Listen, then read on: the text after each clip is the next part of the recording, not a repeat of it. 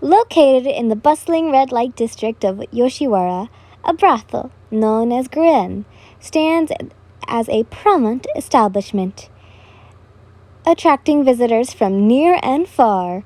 Its doors open to the world of desires and fantasy, offering a temporary result from the merity of daily routines.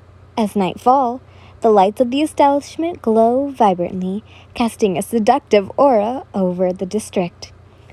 A smug cloud of smoke blew from cherry-red lips as the giggles sound of cheerful laughter from a group of beautifully dressed women full the crisp midnight air, each one cladded in a beautiful kimono, as they all laughed and chatted among themselves under the bright lights of the brothel. You hesitantly approached the group, and all giggling suddenly stopped, as several judgmental eyes glanced your way. Well, if it isn't the little parasite, came the mocking words of Siomi Takashiki, the most popular and high-ranking oiran at the Guren. You felt a wave of embarrassment wash over you as you stood there, unsure of how to respond to the cruel taunts. The other girls snickered, and whispered amongst themselves, making you feel more out of place. My, don't you look like shit? As always, she mocked, causing the other girls behind her to laugh. Her harsh words stung like a sharp needle, piercing through your already fragile self-esteem. As you tried to shrink into yourself, the laughter of the girls echoed in your ears, implying your sense of isolation and vulnerability. Ashamed, you looked down at your feet. They ached since the straps on your sandals broke off, thus you need to walk around barefoot. Anyways, did you manage to get the wine Lady Yatomo asked for? Siomi asked you. No, the store was closed. You half lied, your voice barely above a whisper. To recap, you had been sent on an errand by your mistress, Lady Chao Yatomo, the owner of the Guren, to purchase some wine from the local liquor store. However, when you got there, the owner was intoxicated and had made a pass at you. You tried to restrain the man, but he managed to somehow overpower you and tried to, rape you. Fear set in as you realized that you were no match for the drunken man, so you had no choice but to kick him where the sun don't shine and run away. Thus, he gave chase. You recall the sound of his angry shouts, spurring you to go faster. Lady Yatomo's words echoed in your mind, urging you to be quick and return with the wine. But you had been far too afraid to go back. Wow, you're beautiful. Your face heated up, your heart fluttered, as you recalled your encounter with the mysterious tall man, who was a handsome stranger with white hair and bejeweled headband. His words are still fresh in your mind. Oh, for fuck's sake, Thien. Can't you do anything right? Seriously, you're so incompetent. No wonder you're a parasite, Siomi said, releasing an exhausted sigh. Yeah, parasite, said a girl in a pink kimono standing before her. Kanaza Yuterara. So useless, said another girl in a purple kimono. Ichiko Orkita. You wind and hide your embarrassed face behind your hair-colored hair. It was the only thing you'd tend to isolate yourself from their harsh words. However, you gasped when your bangs were pulled aside, revealing your face, as you glanced back at Siomi. With her long black hair styled in a fuku, decorated with kazuzuki and wicked green eyes, she glanced at you, a mocking smirk playing on her red lips. Indeed, she reminded you of a horrible demon. Slowly, Siomi took a long drag from her cigarette and blew this yucky smoke in your face, causing you to cough as the heavy smell of the noxian filled your nose and burned your eyes, making them water. Listen, Yin-chan, why don't you do us all a favor and go crawl under a rock?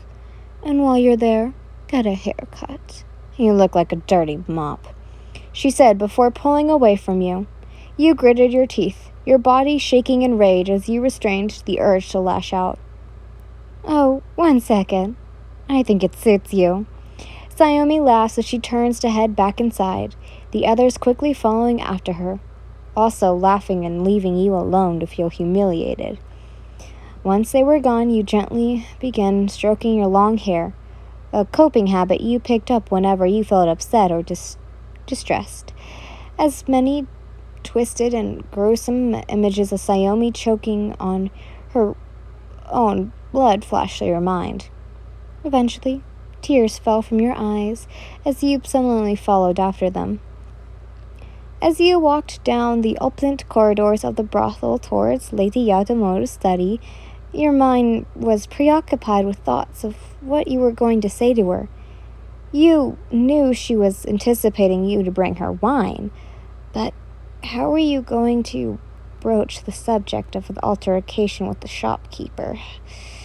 The soft sounds of your footsteps reverberated through the hallway, heightening your anxiety as you approached your destination. Once you reached the soji doors, you knocked before announcing your presence. Lady Yatamoto, it's me, Yen. I have returned, you say. You may enter. You heard a gravelly woman spoke. Sliding the doors open, you entered and was met with the sight of the fat middle-aged woman with black hairstyle and the soko hatiti sitting at her desk. Her face was caked in thick white makeup with purple eyeliner and splattered on red lipstick. Well, don't just stand there, girl. Come in, she uttered, taking a drag of her kelzeirar. You gulped, but did as told and shyly made your way over towards her as brown eyes examined you intently and immediately noticed something amiss. Where's my wine? She asked, watching how you shivered in anticipation. Well? I'm sorry. Please forgive me, Lady Yatamoto. You quickly bowed your head in a dozuka. I did as you request, but the shopkeeper was drunk and trying to force himself upon me. I tried to reason with him, but he attacked me, and so I had no choice but to run away, you exclaimed, a flashback of the pair of beautiful fuchsia, fuchsia-eyed colored eyes briefly encountered your mind. Ironically, you decide not to tell her about the tall white man who saved your life. You instantly snapped out of your thoughts by the sound of Lady Futawa's chuckling laughter. Oh, please, Yin. Do you honestly expect me to believe that a man would seriously hit on you? I hardly doubt that any man or woman would ever make a move on you, even if they're drunk. The lord of the woman laughed. If he was drunk, then why didn't you steal the wine? He added. I wasn't thinking. I was too busy trying to. Excuses. That's all I ever hear from you, Yin. You should be grateful I don't just throw you out on the streets, the older woman explained before taking a drag of her cigarette. But enough. This is your third and final strike. I've gotten into you about screwing up long enough. I think it's about time I make your job more exciting. Lady Yatamoto smirked and your eyes widened. No, please, Lady Yatamoto, you promised I can get a week off. I'll do better next time, please, you begged. Hold your tongue. I hate it when you beg. I swear, you can be so annoying. Sometimes I wish you could be more like Siomi-chan and the others. You felt your blood boil at the mention of Siomi's name, and that remark as you slowly glanced to see the long temura hair stick with a sharp tip laying on the desk. Oh, God. Twisted thoughts of grabbing it and stabbing the fat woman in the neck with it crossed your mind. Now let's see. There are 4 rooms. I want you to clean them. And be sure to wash the bed sheets and fluff the pillows. You will also watch and press the girls' kimonos. And yes, Siomi's kimono needs mending, so have it ready by tomorrow night. The older woman grinned at you wickedly. Well, did you get all that? You glared daggers at her from behind your curtains of hair as you tried to calm yourself. The room felt suffocating, with the silence hanging heavily in the air. Your mind was overwhelmed of conflicted emotions, frustrated, hurt, and a simmering anger that threatened to boil over. You knew that losing your temper would only make things worse, so you took a deep breath and tried to focus on staying calm. "Yes," you replied, despite the angry slurring just below the surface. "Now, you really should cut your hair, dear. You look like a dirty mop. Then again, it surely suits you," Lady Yatomoto says, mimicking the same words Siomi said to you as she chuckled darkly. Eventually, you felt tears swell in your eyes as she dismissed you, without a word. You quickly stormed out of her room. You were in hell. Abuse, humiliated, and forced to become a servant here. And yet, through it all, you still prayed to whatever deity was out there that you could one day leave and be free.